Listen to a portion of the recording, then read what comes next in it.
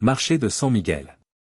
Le Mercado de San Miguel, situé sur la place du même nom, à côté de la Plaza Mayor à Madrid, Espagne, est un marché privé dont la caractéristique la plus remarquable est qu'il conserve sa structure en fer d'origine du début du XXe siècle. Il a 2 étages et une superficie de 1200 mètres carrés. Situé dans le centre historique de Madrid et avec plus de 10 millions de visiteurs par an, le Mercado de San Miguel est le temple gastronomique de la ville de Madrid, l'essence contemporaine de tous les coins de la gastronomie espagnole. Du meilleur jambon ibérique aux fruits de mer les plus frais de Galice, en passant par les plats de riz méditerranéens ou les fromages les plus spéciaux de Castille, des Asturies ou du Pays Basque. Des produits et des vins de première qualité qui proviennent de tous les coins de l'Espagne. Inauguré en mai 1916 en tant que marché alimentaire, il est devenu en mai 2009 le premier marché gastronomique. Au cours de l'année 2018, le marché a connu une période de consolidation d'une grande partie de son contenu gastronomique. Storia. À l'époque médiévale, cette zone était un marché ouvert, entouré d'étals, boîtes, dédiées à l'achat et à la vente de produits artisanaux fabriqués par les guildes. À l'époque de Joseph Bonaparte, l'ancienne église paroissiale de San Miguel de los Octo a fait l'objet d'un ordre de démolition. À sa place se trouvait une petite place dans laquelle il est prévu de construire le marché qui hériterait du nom de l'ancienne paroisse. En 1809, il s'agissait d'un marché ouvert, spécialisé dans la vente de poissons. Le marché a été construit entre 1913 et 1916 sous la supervision de l'architecte Alfonso Dubé y Diez, en s'inspirant d'autres marchés européens en fer dans le style de La Salle à Paris. Cependant, son activité commerciale est beaucoup plus ancienne, puisqu'il y avait auparavant une épicerie en plein air à son emplacement. Origine. À l'origine, le site occupé par le marché était le site de l'église paroissiale de San Miguel de los Octo, où Lope de Vega a été baptisé. Bien que l'on ne sache pas si le bâtiment était l'original, la paroisse existait déjà au début du XIIIe siècle, comme mentionné dans la charte de Madrid de 1202. Toute la zone, y compris le temple, a été détruite par un terrible incendie qui s'est produit en 1790. Bien qu'il ait été réhabilité, son état continuait d'être préoccupant, à tel point qu'en 1804, Juan de Villanueva recommanda sa démolition. La démolition a été effectuée le 28 novembre 1809 sur ordre du roi José Ier Bonaparte, dans le cadre de sa politique d'ouverture d'espace dans la zone urbaine de Madrid. Le site a été transformé en une place publique sur laquelle se tenait un marché de produits périssables, pour lequel des rangées de caisses en bois et d'étals étaient disposées. L'économiste et ancien gouverneur de Madrid, M. Pascual Madoz, dans son dictionnaire géographique statistique historique de l'Espagne, assurait en 1847 que le marché abritait 128 boîtes et 88 étals. Au cours de la seconde moitié du XIXe siècle, les idées hygiénistes et fonctionnalistes des urbanistes, des médecins et des scientifiques qui cherchaient à remédier aux problèmes de saleté et d'insalubrité dans les marchés de rue ont commencé à faire leur chemin. Le journaliste et écrivain madrilène Ramón de Mesonero Romano, 1803 à 1882, maître des articles sur les coutumes, a réfléchi dans de nombreux écrits sur la situation douloureuse des carrés de l'époque. De plus, ils ont causé un autre inconvénient sérieux en interférant avec la circulation routière et piétonne croissante de la capitale, car les marchés ont attiré de nouveaux vendeurs et acheteurs qui se sont dispersés dans les rues adjacentes. Dès 1835, l'architecte Joaquín Henry a conçu un projet, qui apparaîtra dans le Diario de Aviso de Madrid, dont seules les couvertures ont été construites afin de cacher les tiroirs des étals du marché à la vue des passants. Cependant, ce n'est que dans les années 1870 que le conseil municipal a commencé à construire des marchés couverts, qui étaient déjà au nombre de 4 à la fin du siècle, tous avec une structure en fer. Il s'agissait des marchés des Mostances, construits en 1875, de la Cebada, 1875, de Chambéry, 1876, et de La Paz, 1882.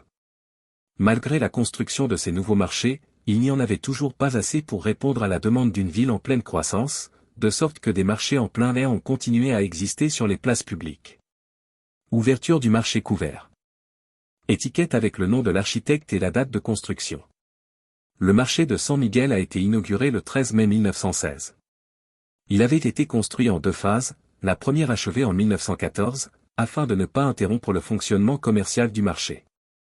Ses éléments les plus caractéristiques sont les supports en fonte de la structure, la composition des toits, le système de drainage et la crête en céramique qui couronne le toit. Le coût des travaux était de 300 000 pesetas à l'époque.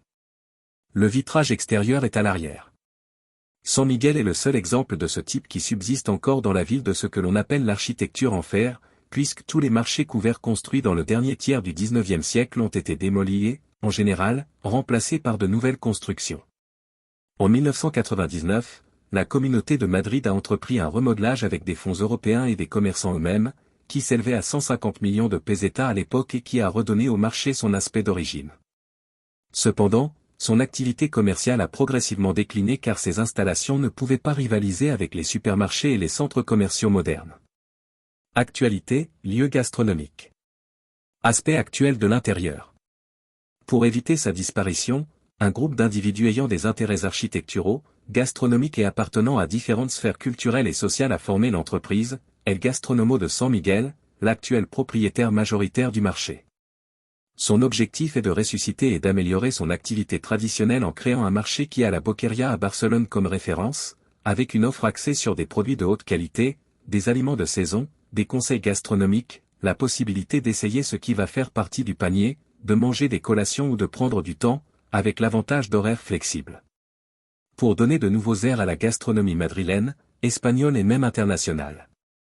Mais en plus, El Gastronomo de San Miguel veut faire partie de l'agenda des événements de Madrid en réalisant différentes activités liées aux loisirs et à la culture, contribuant ainsi à revitaliser la vieille ville de la capitale. Le 13 mai 2009, il a rouvert ses portes après presque 2 ans en raison des travaux de rénovation entrepris par les nouveaux propriétaires avec des horaires prolongés et combinant l'offre de produits artisanaux et des espaces de dégustation. 345. En 2020 et une partie de l'année 2021, le marché est resté fermé en raison des restrictions causées par la pandémie de Covid-19 en Espagne. 6. Caractéristiques. Le bâtiment a un plan d'étage rectangulaire avec ses côtés principaux orientés sur l'axe est-ouest. 7. Le bâtiment a 2 étages, chacun d'eux d'une superficie de près de 2000 mètres carrés. Lorsqu'il s'agissait d'un marché, les étals à l'intérieur étaient organisés le long de 9 rues dans la partie supérieure. De nos jours, les étals ont été transformés en bars et en aires de repos avec des tables hautes. Pour garantir l'hygiène des lieux, il a été construit avec un revêtement de sol. La conception en fer et en verre permet à la lumière intérieure d'être naturelle. Situé au cœur du centre touristique de Madrid, ce bâtiment emblématique est un marché traditionnel, le seul construit en fer qui a survécu jusqu'à nos jours dans la capitale, qui respire aujourd'hui la modernité et propose des produits de grande qualité. Elle offre une multitude de possibilités, faire ses courses quotidiennes, participer à des activités et expositions, déguster des produits, se promener, boire un verre. Le marché de San Miguel, à la décoration soignée, comprend plus de 30 étals de produits exquis et de matières premières sélectionnées. Il vise à être le reflet de la pluralité gastronomique de l'Espagne et à devenir un centre de culture culinaire qui accueille également des cours, des présentations, des foires. De plus, grâce à ses heures d'ouverture étendues, il est parfait pour les loisirs de jour comme de nuit, car il dispose également de bars à vin et de bars où vous pourrez déguster des tapas. Il est considéré comme un bien d'intérêt culturel dans la catégorie des monuments. Sa construction, sous la direction d'Alfonso Dubey Diez, s'achève en 1916. Et l'endroit où il se trouve, la Plaza de San Miguel, à côté de la célèbre Plaza Mayor, est l'une des enclaves les plus animées de Madrid.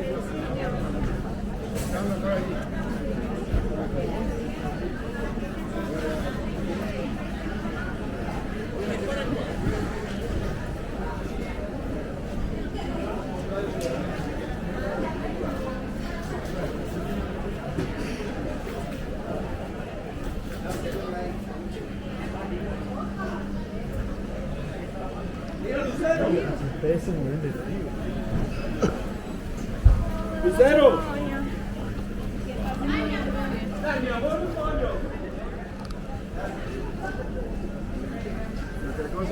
Allá estoy, tranquilo.